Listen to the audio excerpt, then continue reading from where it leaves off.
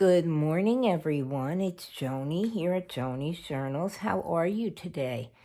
It's a gloomy, rainy Saturday here in Florida. And while it is also the day that I'm supposed to be helping to take down our Christmas decorations, I wanted to get a couple of videos done first. First of all, good morning and welcome to all of my new subscribers. Thank you for coming along. And thank you for subscribing and for all the lovely comments I've been getting. On my desk, you can see just a little bit of a pile up, but I am beginning a journal which will feature Tracy's newest kit, and that's called Joyful Youths. I am just in love with all of these pictures, and although I have a couple of other journals that I know I need to finish up, I wanted to begin working with this. So what I've been doing is I've been cutting out the pictures. I sat last night and fussy cut a whole bunch of them, and here's just a few of them.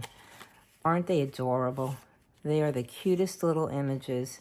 And there's even though I didn't realize it at first, there's little film strips of these happy, laughing, just little cute kids. And so what I began doing in order to create the journal, I've decided to make it out of an old book. And I've been preparing the book, and I thought that maybe you would like to come along and help me finish up the cover. I'm using scrapbook paper from Tim Holtz, of course, because it helps me to achieve my grungy look. And I just thought that the grunge and the colors of it matched with the images just almost perfectly. And the particular papers that I've picked out are from a 12 by 12 pad called Lost and Found. And these are pages that have little addition problems and little elementary school tablets. And the one that I've chosen for the back page, again, is just like little documents featuring numbers and such. And I thought it was kind of apropos for a journal about children. So what I've already done is I have cut the center out of an old Nancy Drew book that I had. And it's not, well, I guess it could be considered vintage because judging by the price, it had to be from probably the 1980s. I bought it at a thrift shop when I was still back in New York. So I took the book cover and I've cut the center out, and I have made my own spine, which we might be doing some work on. And I have begun to cover the front of the book. And so I thought you might want to come along and prepare the back of the book. So the way that I made the first cover was I took a piece of 100-pound cardstock and I cut it out and I applied it to the cover, which I have roughed up using some sandpaper just to give it a little bit of tooth so that the glue and the paper will grab on. Let me move this out of the way. Oh, this was an envelope folder that I prepared using, again, papers from Tim Holtz Lost and Found. And let's see if I can get this so it doesn't glare. And an envelope with a huge acetate window, and with which inside I placed one of the photos out of the kit. So yeah, that's going to be in the centerpiece of the signatures, which I've already begun cutting and preparing as well. But I thought I would bring you along in probably my first video for today, because I have something else I want to do with you. As I was saying, I roughed up the cover because it was a shiny one, with a little bit of sandpaper in order to prepare it for the paper to be applied. So I wanted it to I wanted to have a nicer base below what's going to be the cover page of my cover. Everything is falling all over the place here. So what I did was I took the cardstock, plain white 100-pound cardstock, and I glued it to the book cover, which, by the way, I will give you the measurements of the book cover in just a second. It won't really matter. You might not have the same kind of book. You might not have the same size book, but I'll let you know what I'm doing anyway. So yeah, so I put plenty of glue on. Let's get that done. And I added the cardstock to it. Now this is the outside of the journal cover, not the inside. We'll be working with the inside of the journal cover in just a few moments. And I made sure that it was even around. And why I did this was to give me, again, a base for the cover pages, but to also even up where I had cut the book apart, because there is a bit of an edge there. Maybe you can see it here a little bit better on this side. And it's a little mushy is about the best way to put it, because I didn't want to cut too close. So yeah, I just figured it would give it a nice solid base. And then what I did was I took the book cover, and let's get that out of the way, and I roughly centered the cover onto my paper. Now let me just make sure I'm doing this. Although this is non-directional paper, I do just want to make sure that I'm putting this in the right way. So this is the way my cover will lay. So I made little lines on here with a pencil, which I'm sure you can't see at that distance, but you might be able to see them here and here at this distance. So it's a rough center of the paper. Okay, yeah, all right. I want to face that way. And then I put a little glue onto my cover. Well, not a little, but enough to hold it so that it won't bump off or fall off. Put a little bit around the edges and across the middle, like so. And then I centered the paper onto the cover like this. Make sure it's straight. Let me stick my head in there for just a minute. Okay, yeah, it's pretty straight. And then we'll just push it down. Let me give it a quick look while we're doing this. Okay, is it straight? Straight enough. Let me just move it a bit if I can. There we go. Okay. And so now, in order for the cover to fit nicely, I did it in two separate pieces for the inside and the outside, of course. What I will now do is I will make a corner cut like that on sort of an angle and cut around just so that I have a little bit of an area where I'll be able to fold. And when I cut, I don't know if you can actually make that out. I come a little bit further away from the corner of the book itself so that it doesn't leave like a hole into the paper cover once I start gluing it on. And so I tend to round my corners because it makes for a nicer finish. And so yeah, we'll just do these. And I just realized I didn't tell you what the measurements of my book were. And I will do that in just a second. Okay, we have our little corners cut off. Okay, my book is just about 4 3/4 inches wide by just a little over 7.5. So in order to achieve enough of a hangover so that when I put the cover onto the book, I've added an extra inch on each side, so that in essence my paper is 6 3/4 inches wide and just about 9.5 inches long. This way it gave me an inch, enough room for me to be able to roll over my paper onto the journal once I was ready and set to do that. So now what I'll do, I like to work from side to side. And so I will be beginning to put, I feel like I'm stumbling over my words today. I'm going to start putting down some glue, onto the inside of the cover. And then I'm going to roll my scrapbook paper. Let's just make sure we have enough. Begin to roll my scrapbook paper over so that I can attach it to my book cover and it will lay relatively flat. Now we'll probably see oodles of glue oozing out. Let me grab my bone folder. But I want to make sure that it stays stuck down, and whatever oozes out the sides, it really isn't going to make too much of an impact because we're going to be gluing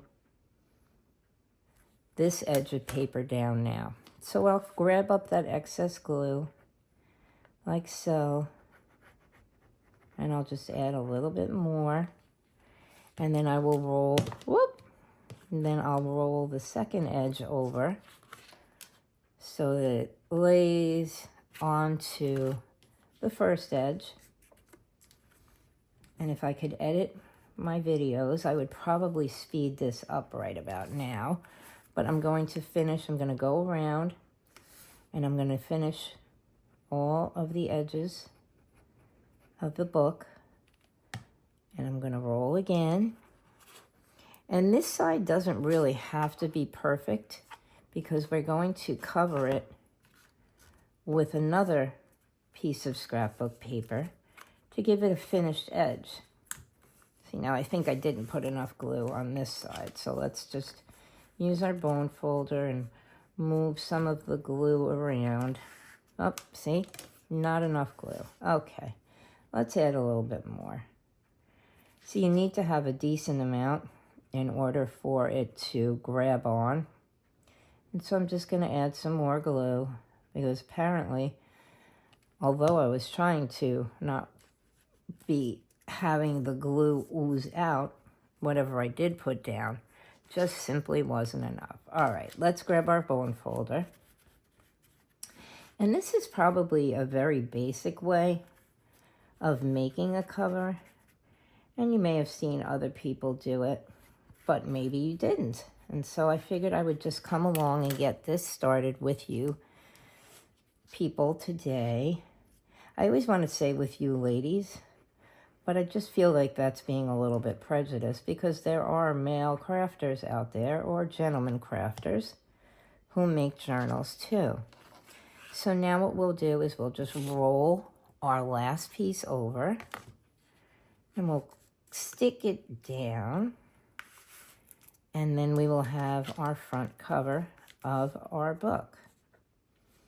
Now, before we stick our interior cover down, we're going to need to join our covers together, and by that I mean attach them to our spines. Let's see. Okay. So that's our back cover. And now we want to attach it to our front cover. And as I've done with the undermat for the cover itself, I've constructed my spine to be 2 inches wide, and I've made that out of the 100-pound cardstock as well. You can see I've inked it around already. And so when my book is finished, I'll have a 2-inch spine into which I'll be able to fit hopefully the 3 signatures that I've prepared. So now what I'm going to do is I'm going to join my covers together. I've made the spine slightly shorter. I don't even know if you can tell that it is just slightly shorter on the top and on the bottom. I'm going to move you up because for some reason I just feel like you're a little bit too close to see everything that's going on. So now what I'll do is I'll put some glue onto the inside of my cover, like so. And I want to make sure that this is a sturdy join, so I'm going to put a decent amount. I made my spine a total of 4 inches wide, and I bent it at 1 inch and then 1 inch again so that I have enough of a layover to grip onto the inside of both covers. And so what I'm going to do is I'm going to lay my spine down, and I'm going to just hang it over the edge of the cover where it joins the cover. So you can see there's my bend. Okay, I want to have enough room for my cover to open and close comfortably. So I'm just going to take the edge that I bent over, and I'm going to hang it over the edge of my cover just a bit. You can see on this one what I did. I hope I'm explaining this well enough. And I want to make sure that it's straight and that it's even. And I'm going to stand my cover up and make sure, that it stands up and it's not crooked, okay? So that I know that both sides of the cover are evenly attached and that it's straight. So now we've joined our front cover to our back cover. And what I'm going to do, you can tell I already inked this around, is I am going to put my back page cover, my back cover, the interior of my back cover, and I'm going to glue it down. I feel like I'm saying cover about 1,000,000 times.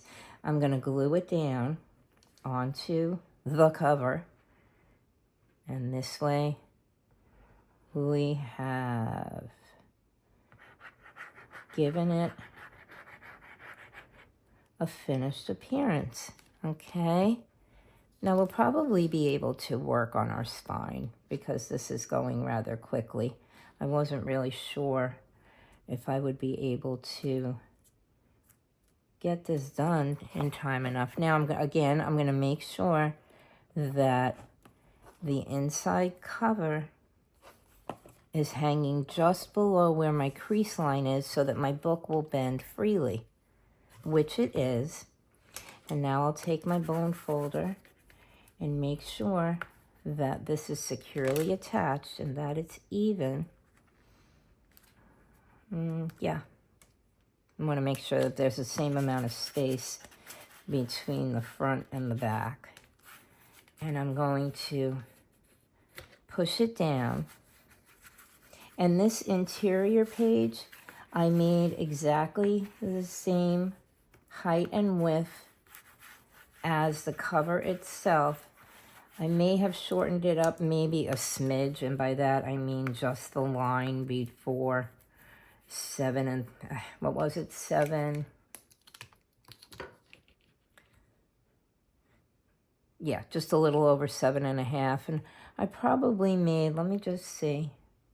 Yeah, I made the interior pages just about 7.5 by, let's make sure here, so that I'm not lying. Yeah, 7.5 and 4 3/4, because you do get a bit of an overhang by adding, first of all, the interior paper. That would be the white cardstock.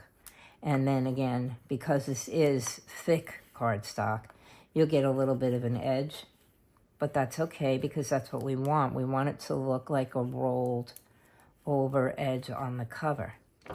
Okay, so now we have our cover made. And let's stand it up again and make sure that it's straight. And it is. It's not bending and it's not wobbling.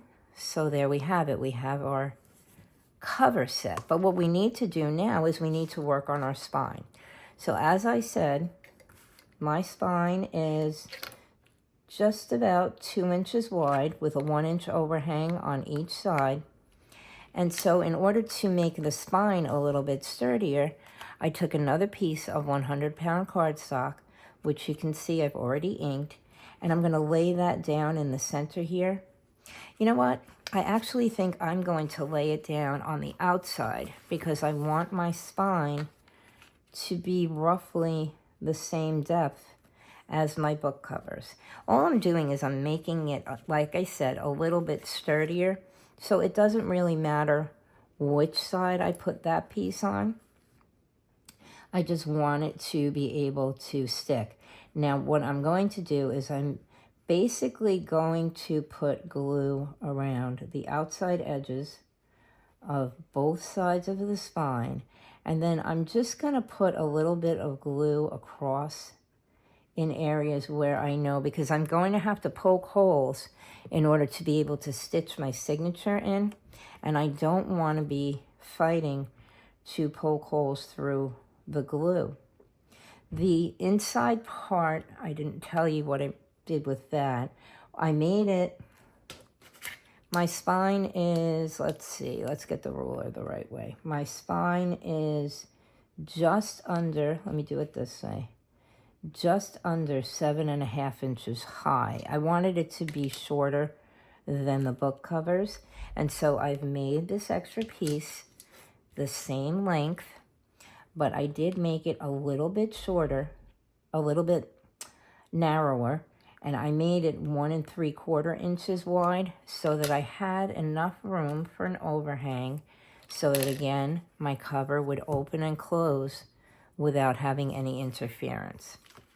Now I took scraps of the Tim Holtz paper and I cut them also to the same length and width as my extra piece, and they are 1 3/4 inches wide by just about just under 7.5 inches high.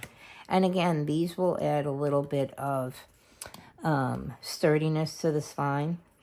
And if I find that once I start poking holes, my spine is still not as sturdy as I'd like, I will go back and I'll add some extra paper to it. And again, I'm going to put glue around the edges and just a little bit across the middle, like so.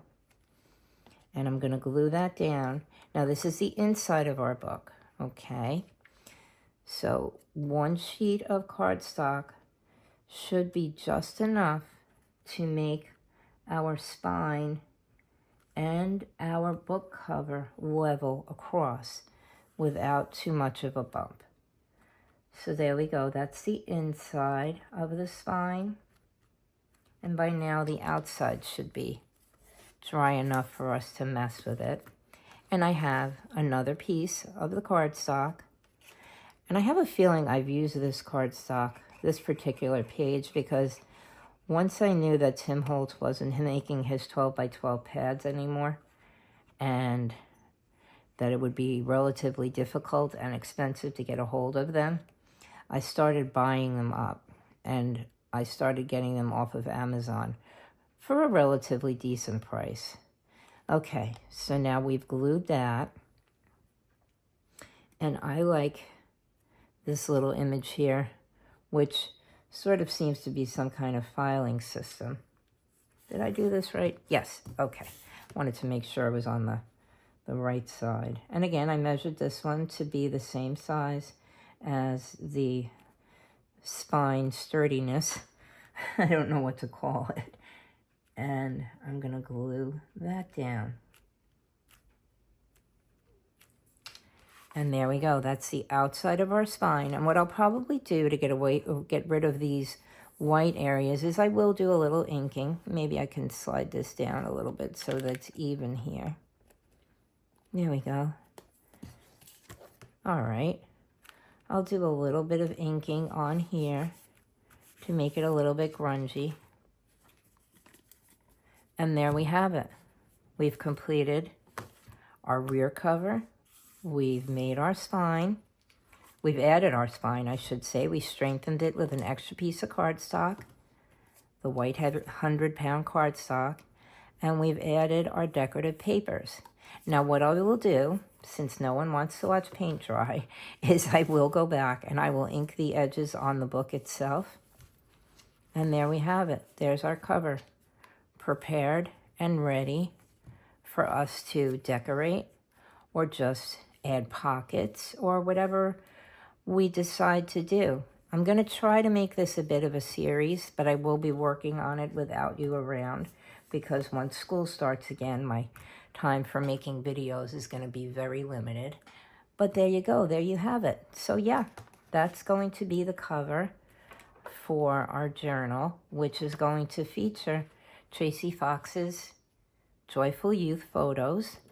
And I've begun, as I said, I've begun making the signatures, and I may as well give you a sneak peek. These are purchases from Marlene Designs KoFi. And although they're free images, you can go over and you can donate. And I'm going to make these my interior pages.